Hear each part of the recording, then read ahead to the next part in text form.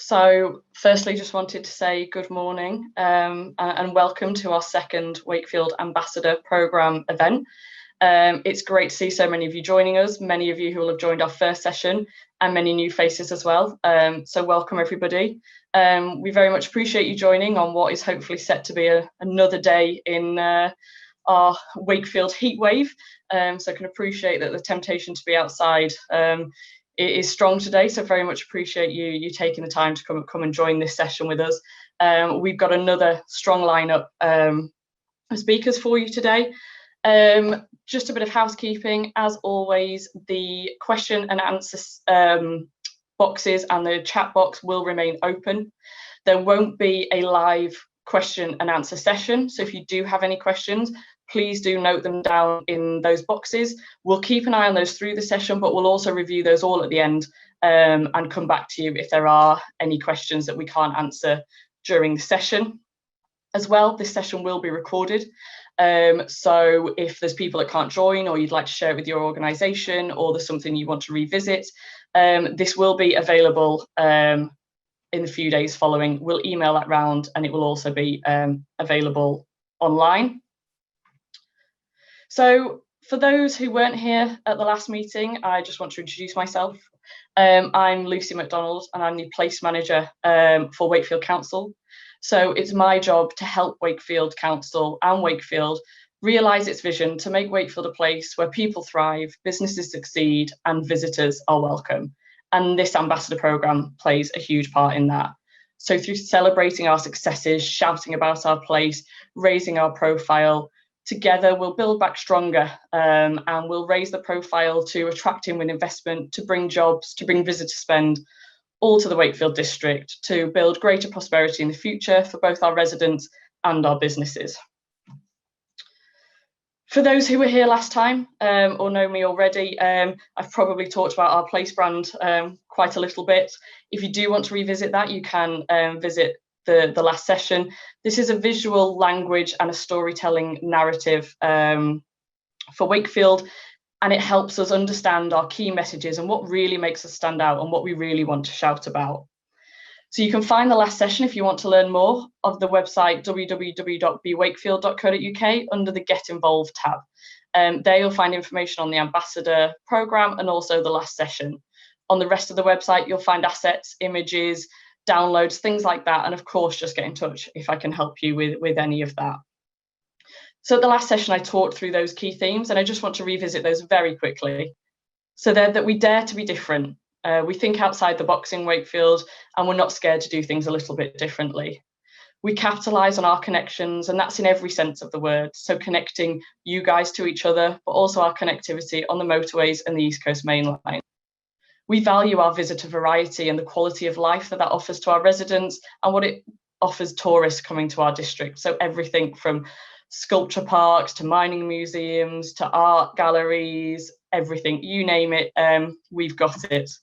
And that we'd like Wakefield to be known for its heritage as a city of sculpture, but that goes beyond just sculpture. And as we'll hear more from Julie later, that very much is about culture.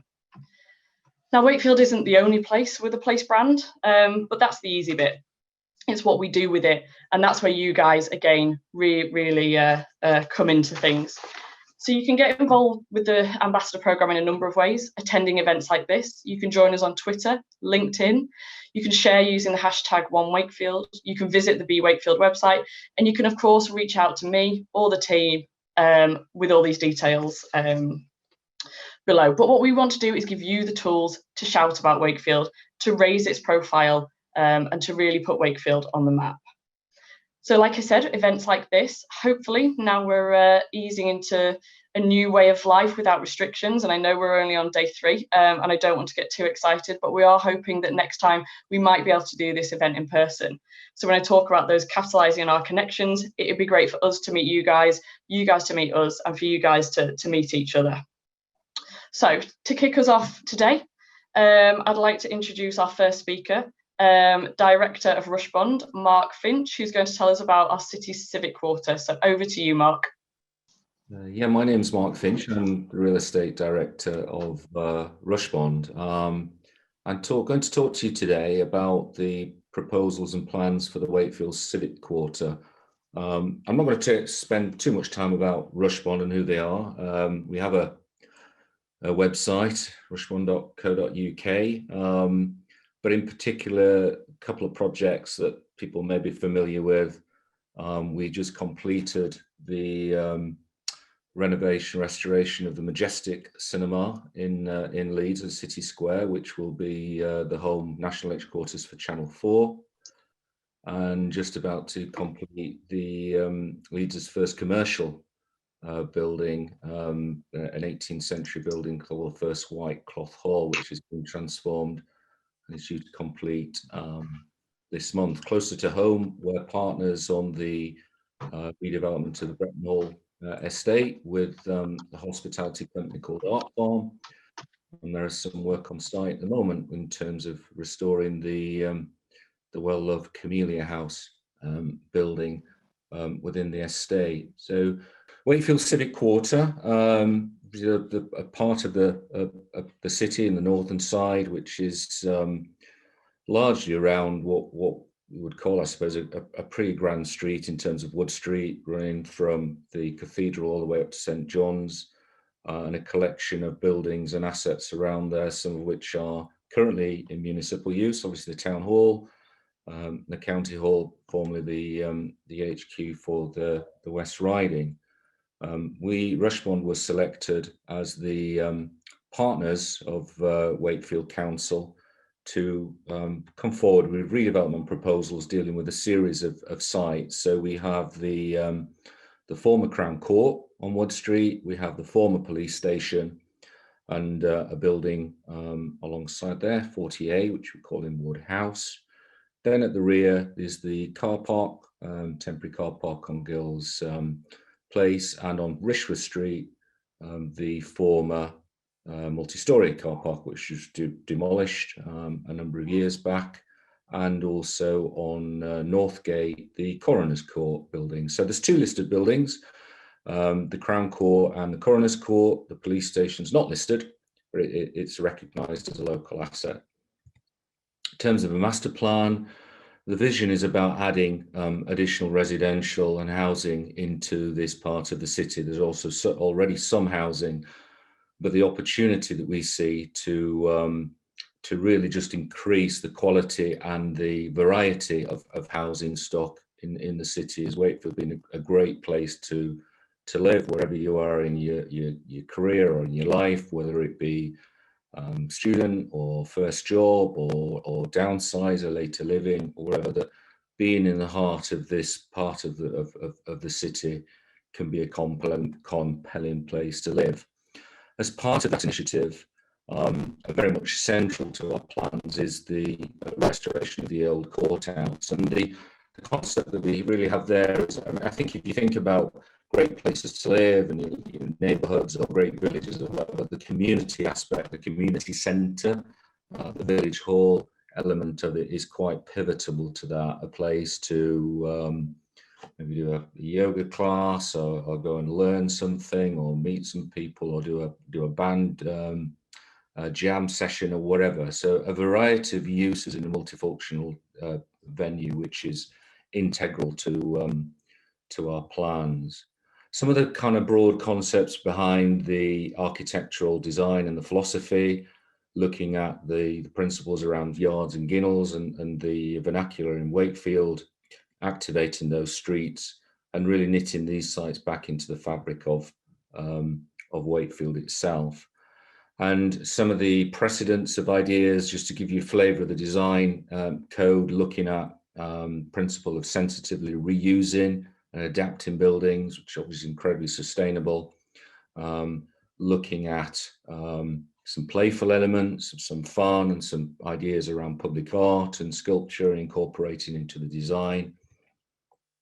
And thinking about detail, thinking about roofscape, thinking about brick types, structural elements in towards the design, together with all around knitted together with a strong landscape approach and master plan, looking at creating communal gardens for the new housing, and also recreating, because the former Gills Yard, I'm hopeful underneath the tarmac there's some fantastic cobbles there that we can expose, but there's that historic link back through onto Northgate, and such a little attractive link back into the city centre.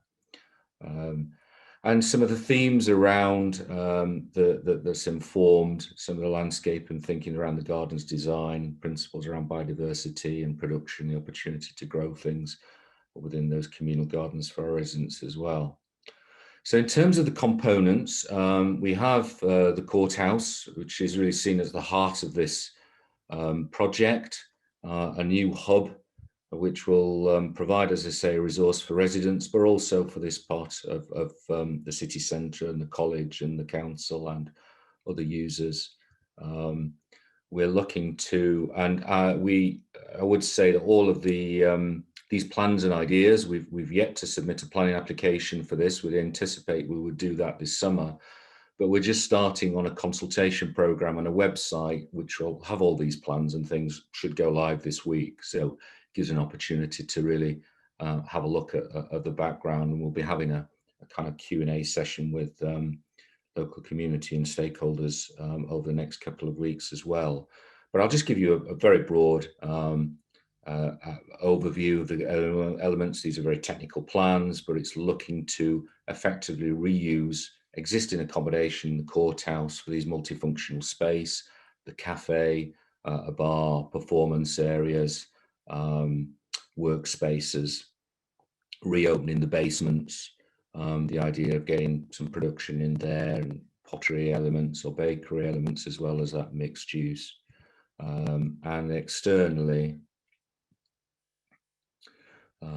looking at some fairly lightweight interventions, but the opportunity around signage and public art, and also the need to get, in terms of access for all, the building suffers in terms of accessibility, so it's incorporating those elements into the external spaces. And some of the ideas and the precedents around activating and reusing existing historic buildings and making them at the heart of community element. And that image of the basements, actually, although it's a precedent image, it's not too far off the what the basement is down like there, together with the historic cells. And then we have the former police station, which we're looking to convert into residential accommodation. As many with dealing with historic buildings, it actually provides some very generous spaces. So we're looking at utilising spaces, utilising existing structures, so you get some very large apartments.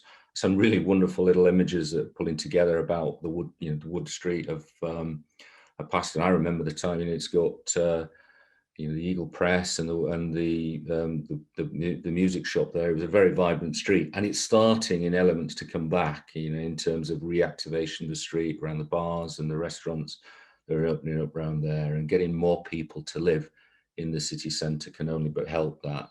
We may not necessarily go back to the days of the top right, but video days of the displays, the street plays a much more active role in the city landscape. And looking at dealing with existing fabric, obviously as part of the scheme. So again, apologies, technical plan, and I'll just give a very brief overview. But the police station itself, converted into a series of 1, 2, and 3 bedroom apartments, together with communal garden space, a limited amount of car parking, and then some new build accommodation, which I'll talk about in a second. This illustration shows the front and the rear elements. So some elements added to the rear in terms of circulation and looking. It's a fairly, it's a very grand front elevation to Wood Street. It's a fairly utilitarian brick element to the rear, so it's been a little bit more playful and a little bit joyful in terms of the interventions on the back, as illustrated with some of these concepts. Very briefly, Woodhouse is a building adjacent to the Chambers building, which we're looking to convert into one single 4-storey house. Could actually also be office or mixed accommodation, as one building, and that's integrated into the plans. I'll just whiz through the elements. And then in terms of the new build accommodation, is what we're calling Gill's Mews, which effectively sits on the former Rushbond Street car park. These are a series of 12 3-bedroom townhouses. So it's replicating the style of Rushbond Street in terms of the domestic scale houses opposite, and creating a series of new spaces, including some roof terraces for residents. And that gives an illustration of the architectural style. As I say, there's a dozen of those properties, illustrating that view back, which is just looking at Rushbond Street itself with the county hall in the background. Gill's Place, which is behind the Mews houses that front onto Rushbond Street, which is a modern new block, 42 apartments, 1 and 2 bedrooms. So it's giving a slightly different variety and offer as part. So we have converted apartments, we have some smaller apartments in this new block, and we have some houses as well, together with communal gardens for residents to the rear. And that's shown as that's articulated on this elevational drawing. From the rear, this street effectively is recreated between, this is Rushbond Street on the right, the Gill's Mews houses on the right, and then central with the County Hall Tower in the background is a new street created between the houses and the apartments. And then the townhouses on the rear of the police station, so effectively setting and recreating that street on Gill's Yard, which is a series of smaller 3-bedroom townhouses, 9 with a small rear garden, but access to the shared community garden. That's just showing, that's a sketch image, just showing recreate that link back through Woodhouse down into Northgate and the houses and the back of the police station at the rear. Fine and leased. Am I okay on, I think I'm okay on time, Lucy? Yes, of course. Yeah, okay, yeah, I'll just finish off and wrap up a couple of images. For debate and discussion, the Coroner's Court, which is a building that's expected to become available for reuse. We've named Egremont House. We've checked the history books and had a look back, and that was the name of the former owner. We thought that was a nice name to use and represent this building, which is a listed building, and looking to convert to again apartments, but potentially available on a service basis. So adding to, in a way, the variety of stock for the visitor economy in Wakefield, a place to have a 1-bedroom or 2-bedroom apartment for the week or weekend, which clearly in this climate has been incredibly popular. But I think it's here to stay in terms of the staycation market. And the building lends itself quite readily to the conversion on that basis. And that's also likely to be an application that we'll submit at the same time as the other 2 applications. And they're showing you some kind of ideas and thoughts around the use of that space, which I think we've got some very lofty spaces, and we can incorporate some very modern features with finishes to complement the historic features. So overall, in terms of elements and we have the Crown Court, which acts as really as our village hall, as our hub, the creative hub, which providing a multi-use space. And then we have our converted houses in the police station, in terms of converted apartments in the police station, and those in the Coroner's Court and Egremont House on a service basis.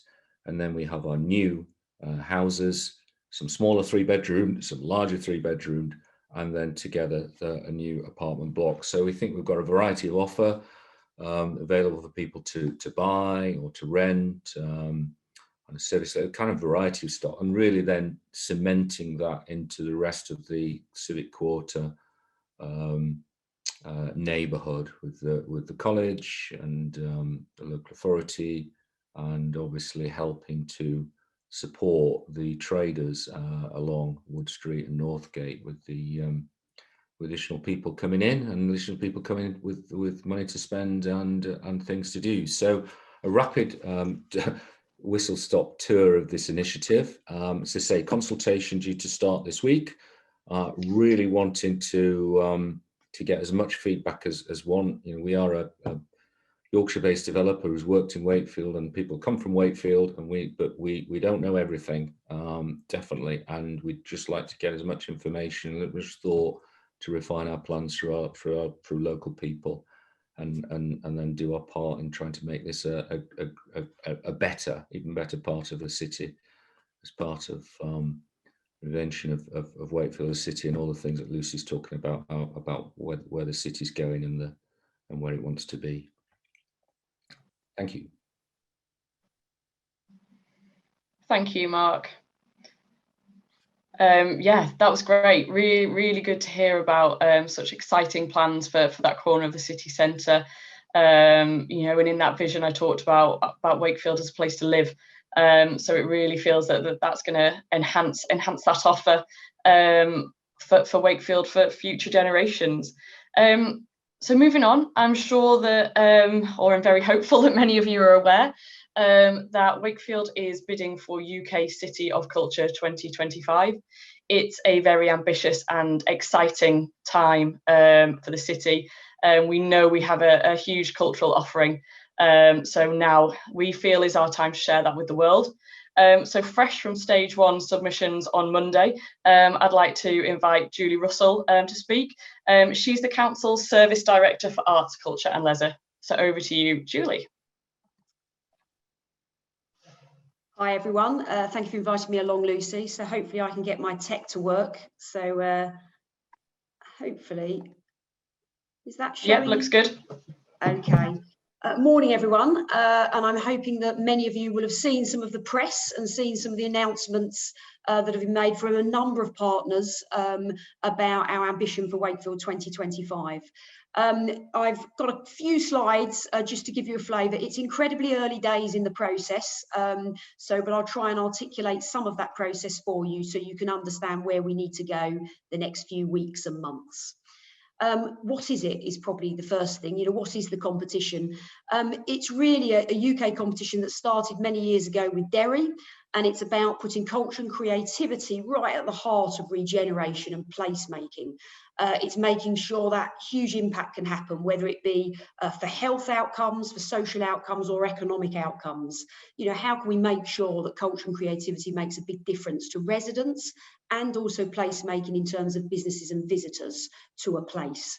So we've had Derry, you might recall, a long while ago. Hull, I hope many of you knew about, not far away from us. And of course, Coventry is the current City of Culture, all with very different stories of their current time and what they were trying to achieve through cultural and creative regeneration.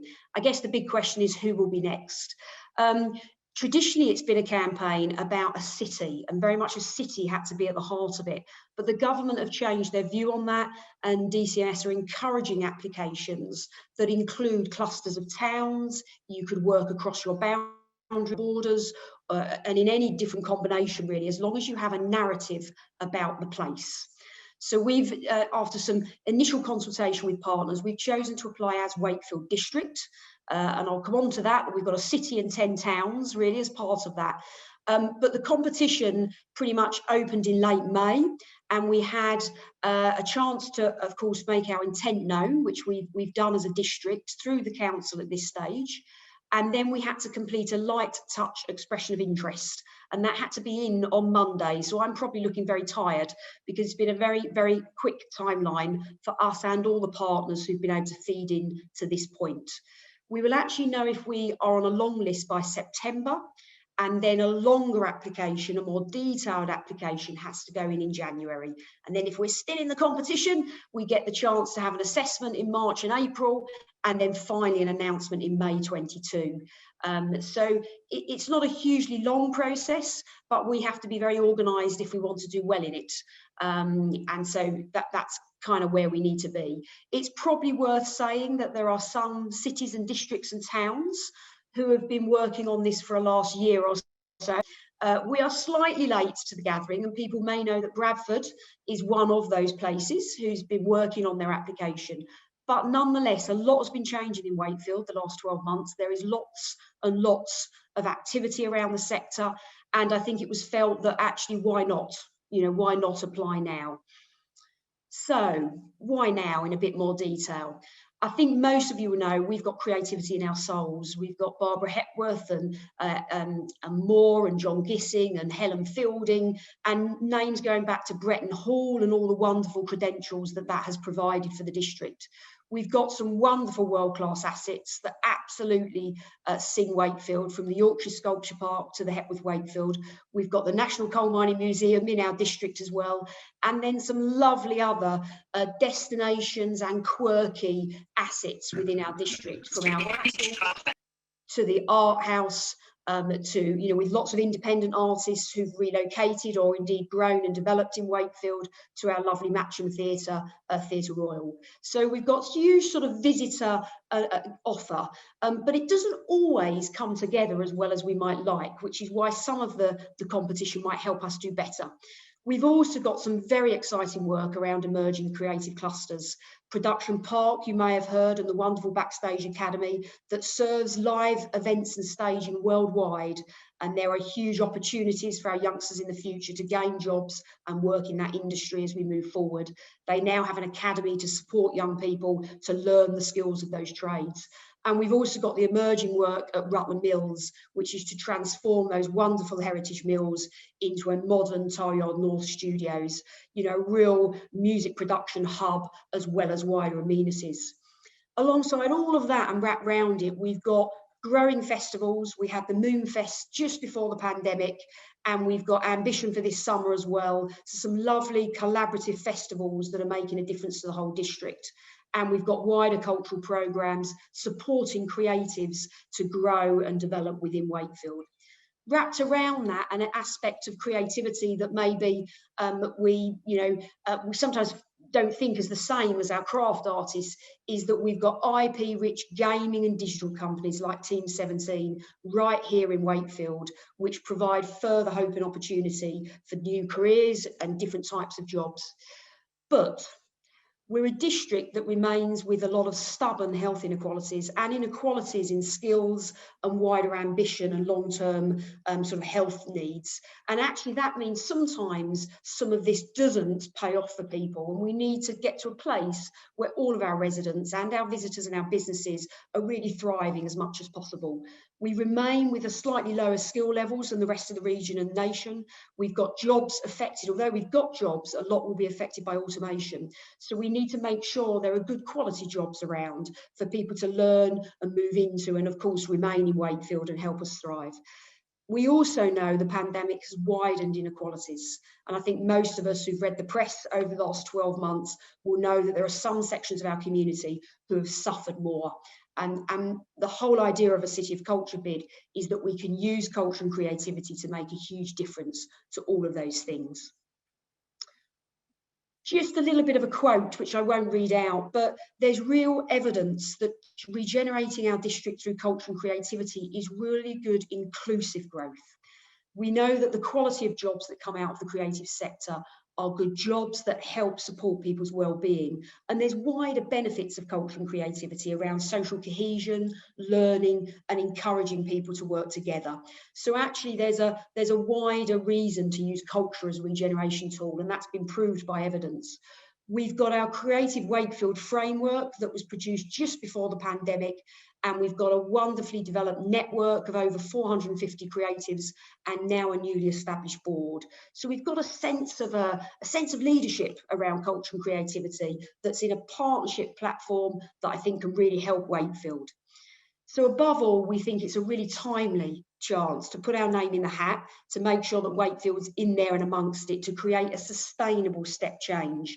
And one of the things that's really important is that this isn't just a one-year thing. It's about doing something that lasts long-term. So we need to really think carefully about how we embrace the City of Culture and how we make sure we tackle some of those inequalities and give everybody a chance. As a district, what has been the narrative in our expression of interest? Well, we are a district We're a cathedral city though, and we've got 10 towns and settlements. So we're quite at times a wide geography, and we've got lots of different and distinctive parts. But we've got a huge sense of community belonging and togetherness, that when you're in Wakefield, if you're a resident or a business here at the moment, you'll definitely feel that. You know, we've got a proud history of culture, but we've got a sort of quirkiness about us that sort of underpins everything, which makes us different, whether that be rhubarb or licorice, or whether that be about the development of our quirky artists through the Arts House and through the work at YSP, etc. Despite that geographical spread, we've got things that pull us together, as well as creativity. We've got food, music, and the huge rivalry in sports for all of our rugby league fans out there, which definitely is a lovely ingredient to what makes Wakefield Wakefield. But essentially, what we really want to sort of write in the narrative of our approach is that we know that economic well-being matters to everyone in our district. You know, feeling well, being able to live your life to a high standard and high quality is really important. And we think for that reason, we're a great city and a district bid that's fitting for the competition. We were asked in the expression of interest to put some themes in, and this is very early days for us, but you've already heard Lucy talk about what sort of that history we have as a connector. We were known as the key to the north for many years, either through battles in old time and history battles, but increasingly through our textiles and industrialisation, which meant that we became a key district or key city to export goods, sometimes to the UK and the world, through our canals and now our roads, and even now through bikes and other ways that we distribute goods and services. We've also become a city that people are welcome to, and we have a number of spaces that are here for sanctuary, and of course we have the West Yorkshire Asylum Centre as well, supporting people who are seeking asylum. So we have that lovely thing that we're trying to welcome people, which is incredibly important. So we've chosen to build in the word connections to our overall themes, and we were asked to put some elements underneath that. And we've picked 3 really broad subjects that we hope can engage the district and all of our creative economy into how we display ourselves in that year of culture. We start with a theme on We Are Wakefield, a place of many parts, and we want to make sure that if we win City of Culture, it's a chance to really engage those who haven't had a chance, and to tell stories right across our district and enable people to co-create their experiences, to be involved and produce their own stories in culture and creativity. We've then got a key strand about reaching to the world, and this is a really important part of the UK City of Culture bid, is that we share our expertise and we're willing to learn from others, and we make sure that we're open and welcoming. The third strand, which I think is a really exciting strand, is about innovating to 2050. We're asked through the bid to explore our relationships across industry. So it's not just about the creative and cultural sector, it's about how we work together. How can creatives work with scientists, and how might they work with some of our wider forms of industry? And how do we make sure that happens in schools so that children are ready for the new world that's going to be about us in 2050? It's also a subject matter that helps us look at real themes, and you will know that this year, hopefully we've got the Festival of the Earth, where we're tackling that real agenda of climate change through culture. And again, we're hoping we can tackle some of those issues of fairness through the City of Culture bid, which would be quite exciting.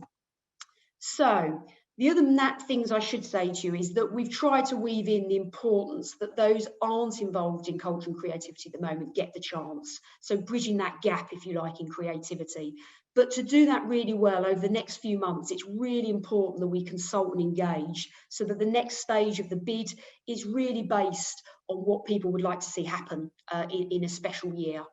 If we're unsuccessful for City of Culture, and we will know in September if we've been longlisted, there is ambition still to have a year of culture.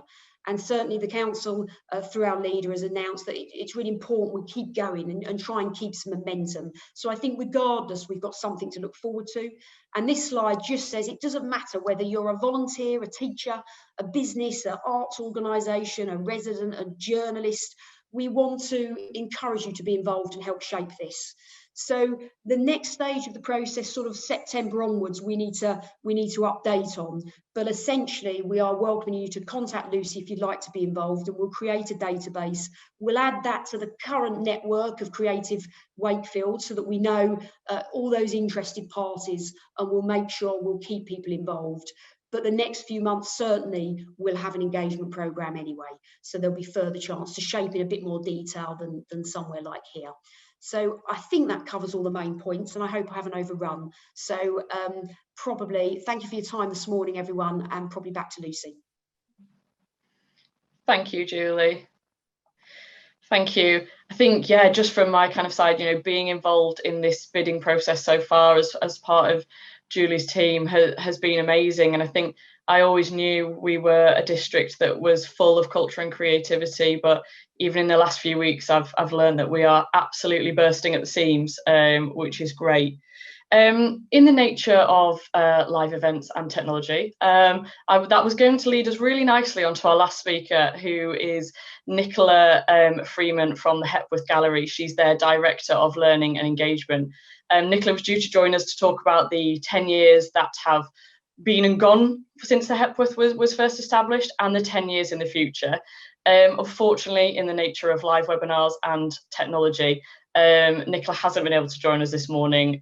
She has tried, but it's not quite worked. So what we're going to do, I'm sure you're all keen to hear from her, as am I. We're going to record her session this week, and when we distribute this, we will add Nicola's session so you can all hear it. Hello, I'm Nicola Freeman. I'm Director of Engagement and Learning at the Hepworth Wakefield, and I've joined you today to talk about the last 10 years of the Hepworth and to also look ahead at the future. We celebrated our 10th birthday in May, reopening actually on our birthday with the largest show of exhibition of Hepworth's work since her death. So it's been really fantastic to welcome visitors back on site. So I'm going to show a presentation and just talk a bit more about our vision for the future, but just also reflecting on those last 10 years. So throughout my career in museums and galleries, I've always been really inspired by the potential they have for attracting visitors to a city and increasing the city's visibility and profile far beyond the region, and all the benefits that that brings, not only to local residents, but also to businesses. And I've also been very inspired by the very positive impact that I see of arts and creativity on all our lives. I think that's been demonstrated during the pandemic quite clearly. We've all engaged very much more in nature, but also that enjoyment of and access to culture has been really important. Much of that has been digitally, and in fact for us, we've managed to, our activities that these kind of activities that normally take place on site, we've managed to create content instead for our website. And one of the most popular pieces of content has been our family film. So created by, you can see one of our freelance artists here, created by our freelance artists to inspire families to create together at home. I'm glad to say that we're just starting again with our activity back on site this week. So it's really great to start to sort of bring that and build back those audiences on site. Throughout this time, we've also managed to continue two major schools projects, which are School Prints and Burberry Inspire, with a blend of sort of digital engagement and in-person delivery whenever possible. And I wanted to share just a couple of highlights for me from those two projects. But first, I'm just going to show a slide here of the sort of reach that we were achieving with our schools project pre-pandemic. Throughout our learning programs, we were attracting about 40,000 participants a year, and a huge percentage of that was schools. And you can see that it's obviously very concentrated around Wakefield and the Yorkshire region, but also reaching to London and also up to Glasgow. So a real interest in the in Wakefield's collection and in the exhibitions that we're putting on to sort of bring out the stories of Hepworth. So School Prints is a project in which we commission prints by leading artists, which are designed for children, and we donate them to local primary schools, where we're working with these students and teachers to use the prints to teach across the curriculum. So this is a print by Jeremy Deller from one of the first years of the project. And this is Sir Peter Blake has also done one for us, and also spoken out very passionately about the importance of having art in primary schools. This year, in response to the Black Lives Matter protest last summer, we commissioned 6 leading Black artists to create prints. This is Lubena Himid, whose print is, she describes Birdsong Held Us Together, in quite a poignant print that she's created for the young people. And we're also working in collaboration with the Black Curriculum, which is an organisation to help us work with teachers in Wakefield who really want to try to diversify the curriculums across the city. So that's a project that is happening this, the prints have been on sale, and that funds all the engagement work. And that's going to happen in schools this autumn and through next year. And you can see this is some of the activity that was taking place in previous years.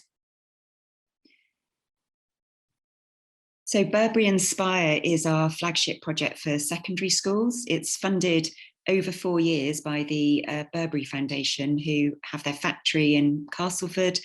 And it's working with 3 partners in the region. So Leeds Youth Film, Northern Ballet and Leeds Playhouse, with a new collaboration this year during the pandemic with schools and artists in New York. So another quite a special moment coming out of this awful period in which students in New York and Wakefield were able to share their creative artwork, but also share their experiences of lockdown.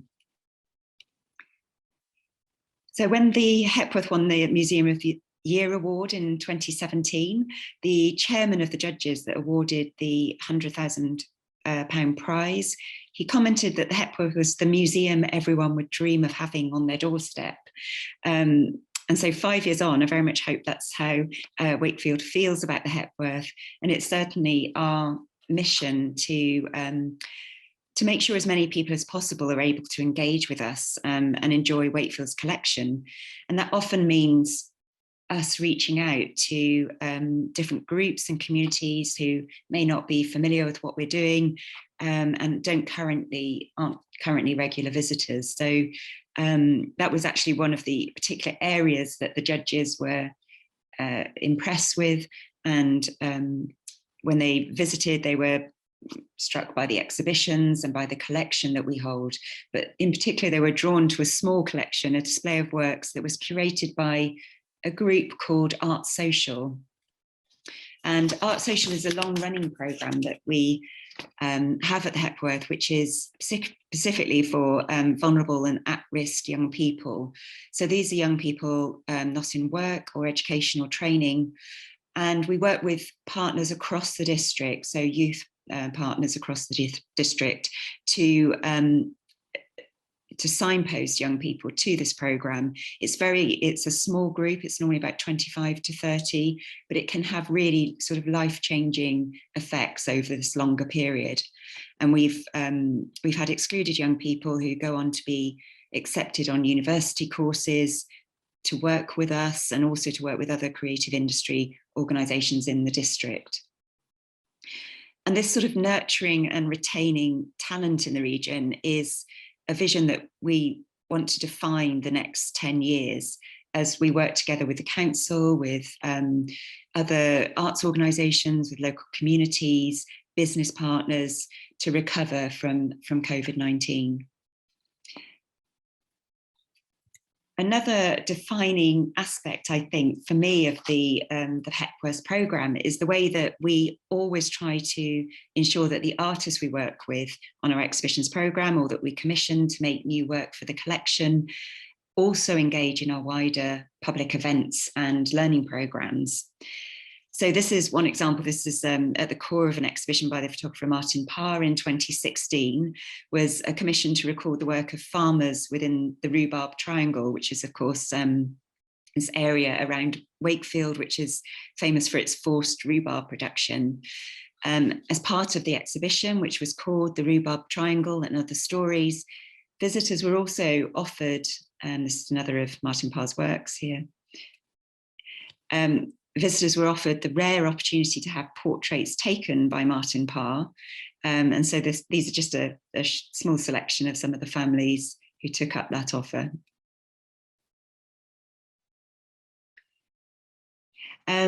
Similarly, for an exhibition curated by the international fashion designer J.W. Anderson in 2017, and Anderson's collaborator, the photographer Jamie Hawksworth, created a series of images called Wakefield Kids. And this was, he shot local, it's about 126 local college students wearing some of the designer clothes that were being shown in the exhibition alongside art and design objects. And the photographs, I've got a selection here of the children, they appeared in the exhibition and also in the accompanying catalogue. But it was also a really rich sort of learning experience for the Wakefield College students. They spent time with the photographer Jamie, and he explained to them his career, his creative vision, the way he took photographs, and just that trajectory of how he got involved in the work that he does. So an inspiring day for them all. Continuing this model of working, next year we've won another prestigious national prize that's going to fund, with £100,000 again, the creation of an exhibition with the photographer Hannah Starkey. This is one of her images here. And at the heart of the exhibition will be a series of images Hannah's making in collaboration with a group of young female photography students from Wakefield and the local area. So Hannah's going to explore ideas about how young women navigate the physical and digital environment. And the young women who are going to collaborate with her to create new photographs, you'll see that these photographs they're actually highly composed. They're areas that she finds in a city and wants to photograph, and then she collaborates and works with the women in the images to create a sort of subtle narrative. So she's going to collaborate this time very closely with this group of Wakefield young women, and their images will be at the heart of this new exhibition. So just a few more images from her previous work. So during the pandemic, it's obviously been a very difficult time, but we're delighted that visitors have been able to enjoy our new garden, which was designed by Tom Stewart Smith and is part of this sort of renovation and development of the waterfront around the gallery.